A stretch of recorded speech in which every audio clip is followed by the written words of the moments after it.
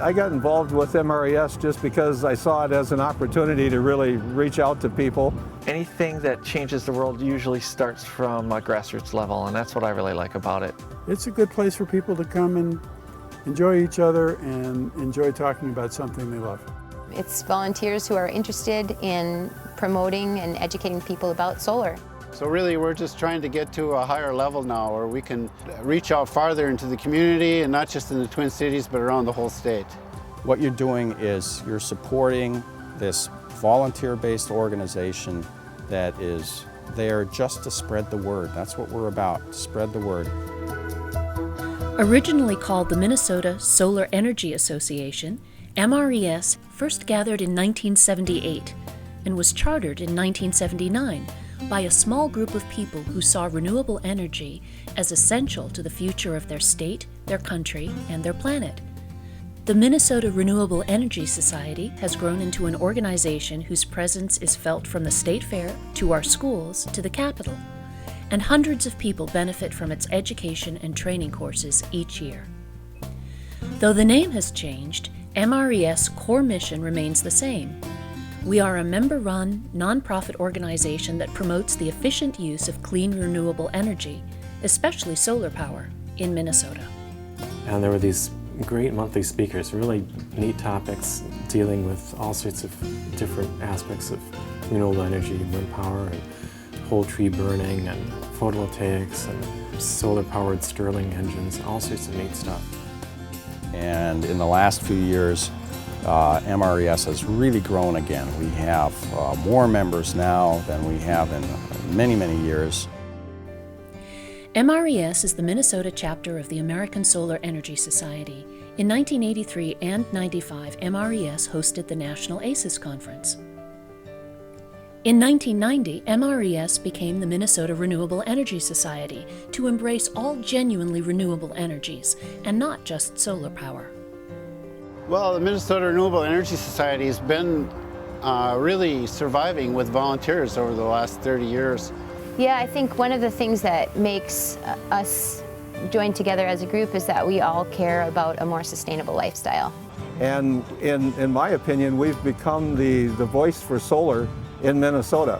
The word society suggests that it's a place for people to come and share one another's company, share conversation and share education, share mutual learning about something that we all care about. Our mission is really just to educate the people of Minnesota. That's really been identified as a key area for MRES, is education. We're not going to get there unless we can educate people, and once people get educated, then they'll know what the right thing to do is. Coming to us, people can hear about why it is that those of us who've put solar on our homes and businesses did it. What did it cost us? How do we hold that economic question? We can give the images about what are the best applications, where is it the most cost-effective, you know, who are the people that should be starting to use it because they have the best situations. There's a lot of things you can attend that don't cost any money. MRES hosts a different speaker every second Thursday of the month. There are also opportunities for volunteers to join our advocacy committee, our events committee, our outreach committee, our training committee, and our newly formed international committee. MRES also offers classes in PV design and installation, solar hot water, and small-scale wind design and installation. Most of the energy we're used to using is either human power, so we're going to walk ourselves to the store, or fossil fuel. And fossil fuel is, in its simplest definition, contains carbon and hydrogen atoms. When you burn the hydrogen, that's where you get your energy, and when you burn the carbon, you get pollution. Global warming is a big problem, and we need to do something about it so we don't have excessive sea level rising, you know, droughts, storms, extinction of species. When I first got interested in renewables, especially in solar, we weren't talking about climate change, we were just talking about cleaning up the air that we breathe. We were talking about not having to use coal so there would be damage from mining. We're also talking about economic benefits to developing renewables that could literally save the economy of this country. I know there's a lot of arguments against whether global warming is happening or not, and you know, I'd rather act on the safe side of that. One way we educate students and encourage their participation is by holding the annual Solar Boat Regatta. We have the Solar Boat Regatta in the spring, and that involves a lot of school teams putting together solar-powered boats, and they come together in a day in May and have a race. I want to thank you all for participating. This is just a fabulous turnout for our event today. Well, on the Solar Boat Regatta, it started about 17 years ago. It's kids building a boat and powering it with solar, and then, taking it out and having this race. Being able to generate your own electricity in order to cut costs is just an immediate benefit. I mean, this stuff will pay itself off. It brings in all kinds of things. I mean, it brings in the education on solar, it builds education on boat building, on teamwork. The teamwork, we collaborate, we argue, and then we compromise. It just makes it a great boat. It's been mostly an opportunity for high school students or middle school students. This year we had a college team. That's a big deal. Century College has an engineering club, which is pretty much run by the students. We've got a yearly budget of about $3,000, and come in February we had half our budget left over, if not more, and I had found the Solar Boat Regatta on the internet, and we're like, well, let's try to enter that.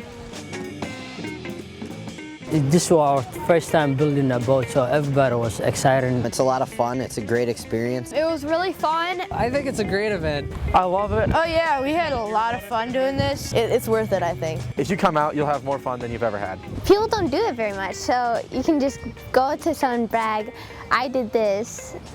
You should do it too. MRES hosted the 1993 Sunfest event.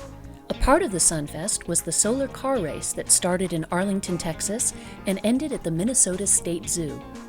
Students from across the country built cars that ran entirely on solar energy to compete in the 7-day, 1,100-mile race. In 1993, it was the Sunfest. I think it may have been one of the first solar car races. The University of Minnesota was involved in it.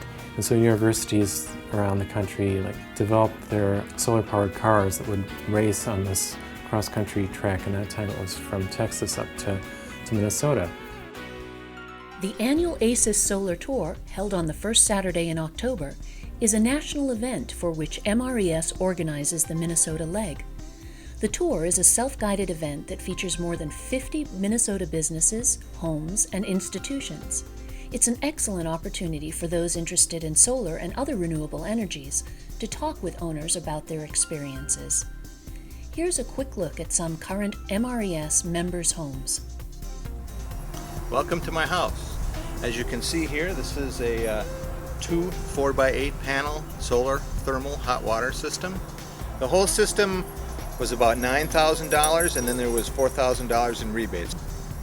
It really is the way to go as far as heating water. This unit here is a heat exchanger. There's about, 30-40 feet of copper tubing that's wrapped around inside this white cover, and that's what exchanges the heat from the solar panels into the regular domestic hot water.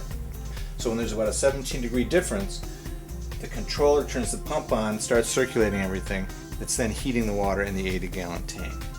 So it's saving me approximately $30 a month or so in natural gas.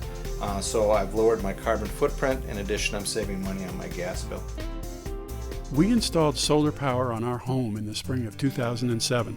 We generated 99.7% as much electricity as we used that first year, and well over 100% the next.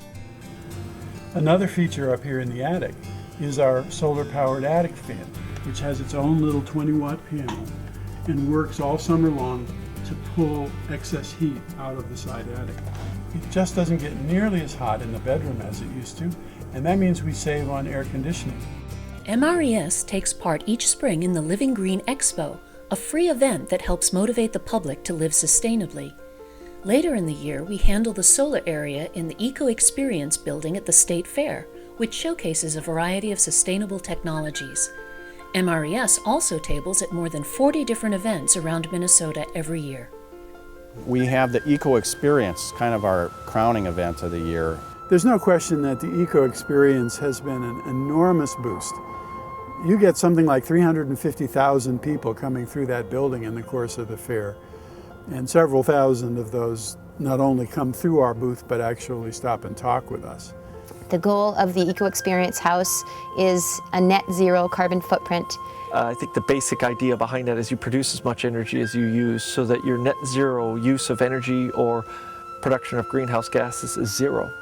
Every year we build a house to demonstrate some of the things we can do to live more sustainably. So really high efficient appliances are used, and interior materials like cork and bamboo flooring and no VOC paint, dual flush toilets, and high efficiency lighting and things like that. So we've successfully accomplished a design that will accomplish net zero over the course of a year in Minnesota climate. MRES is committed to educating the public on the issues of climate change, pollution, and depletion of fossil fuels. In 2009, in cooperation with the University of Minnesota, we presented a special program linking plug-in electric vehicles, renewable energy, and the future of transportation. But the truth of the matter is that every single president has presided over time of increasing reliance on foreign oil. Electric cars and renewable energy sources make a really good match.